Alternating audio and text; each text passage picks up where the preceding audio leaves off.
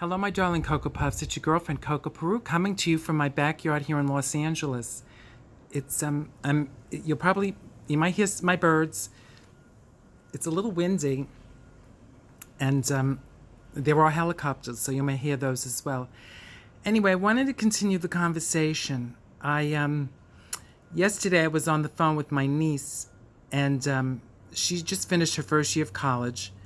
Very smart girl. And she's the girl that I told you about that grew up in this bubble of having a black grandma and having, of course, a gay uncle who does drag. And she grew up in this lovely bubble of not experiencing racism and homophobia. Of course, as she's gotten older, she experiences that. By the way, Mom, this niece I'm talking about is a white girl. So she was telling me yesterday that she was at work and her boss said something racist. And it wasn't one of those racist things that's, like so obvious, like Ku Klux Klan kind of racist. It was one of those racist things that's very subtle. And my niece called him out on it. And they got into an argument. And he said to my niece, listen, I like you. I don't want to argue with you. And she said, I like you too. But you need to hear some truths. I'm so proud of her. And I told her, I said, darling, you were so lucky you grew up the way you did. And she said, I know it was a blessing, but I'm so angry all the time. And I'm exhausted from it because she's always speaking out. She hears this racism everywhere she goes. And I said, yes, I know it's exhausting. So can you imagine how black people feel? I told her, it's your duty to speak up. You were given this gift to grow up the way you did, and now it is your duty to continue to speak out. I don't care how exhausted you get. And she promised me she would continue to be, and I'm very proud of her. But having said all that, I want to share with you some other stories that have happened within my own family that I don't ever really talk about. But I don't have the privilege anymore of not talking about it. And usually I share these things maybe in a more intimate space, like on stage, where I try to address these issues in my one-person shows. But I don't have that opportunity right now, so I'm going to just address it here. So here's one story. My two nephews, who are black, were visiting my sister-in-law, and my sister-in-law gave them the code to her car to open the lock. It was one of those push-button locks.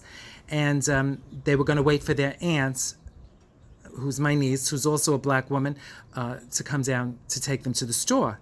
So they went down, and, being teenage boys at the time, they forgot the code, and they tried to enter it. It didn't work. So they were just hanging out in front of the car. Then my niece came downstairs, got in the car. They were driving out of the complex, and 3 police cars stopped them. Guns drawn on 2 teenage boys and my niece. Lots of questions because someone had called the police because they thought that these 2 young black teenage boys and this black woman was stealing the car. That could have escalated into something else. And it just disturbs me. And this same niece, years later, was again visiting my brother and my sister-in-law, and she was living with them for a time because she was moving, so had to stay with them. And to give my brother and my sister-in-law some space, she would go stay in the by the pool and in the clubhouse. And one day, the police arrived and were questioning what she was doing there. Someone had called the police on my niece because they didn't recognize who this strange black woman was. Now, let me tell you something. These condos are rented out constantly. There are strange people in that clubhouse and around that pool all the time. And if you question who they are, you're welcome to. You are welcome to walk up to them and say, "Hi, my name's so-and-so. Are you visiting someone here? Are you renting an apartment?" And you give that person the opportunity to explain what they're doing on the property. That opportunity was not given to my niece because she is a black woman, and they made assumptions and they called the police. And then I found out this didn't happen just once. This happened a week later. Someone else called the police on my niece. And I ask you, can you imagine how black people feel? Another black relative was interviewing for a job. All the interviews were over the phone. She was overqualified. They couldn't wait to meet her. What a gift she was.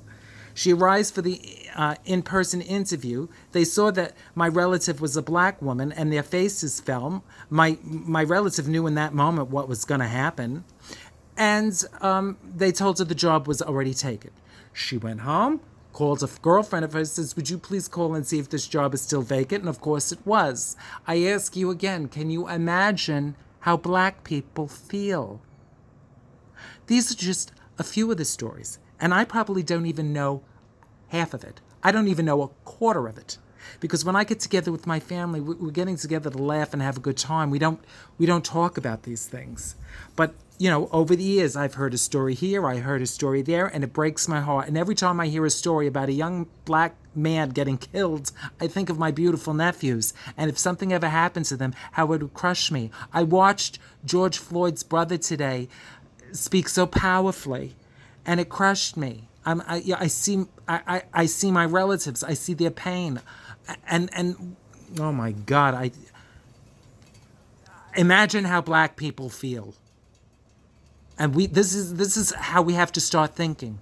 We have to start questioning the racism in this country, all the subtle racisms, not the white supremacist cliques. We know they exist, but the racism that is built into the system, and the racism that we don't even address every day because we don't even experience it.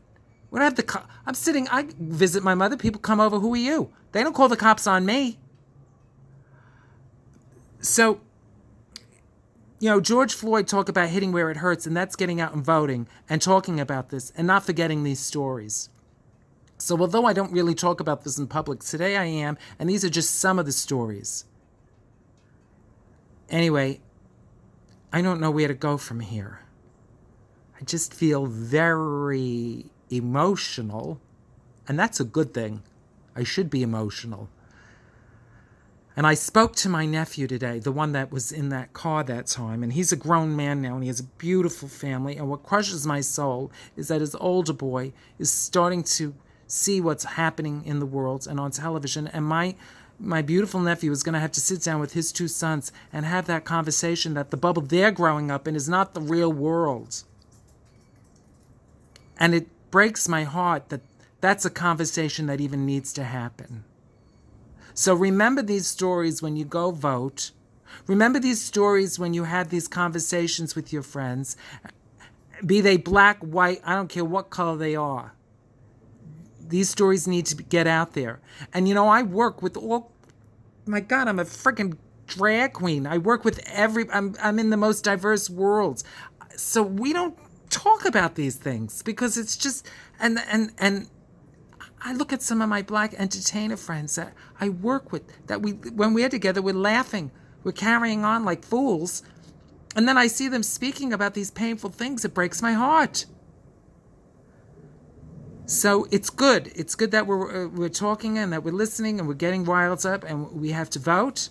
We have to demand change, and we cannot be quiet. And that Terrence Floyd today speaking on the news saying, let my brother's name ring out, George Floyd, really touched me this morning, and it made me realize how much the conversation has to happen in this country, and it cannot end here.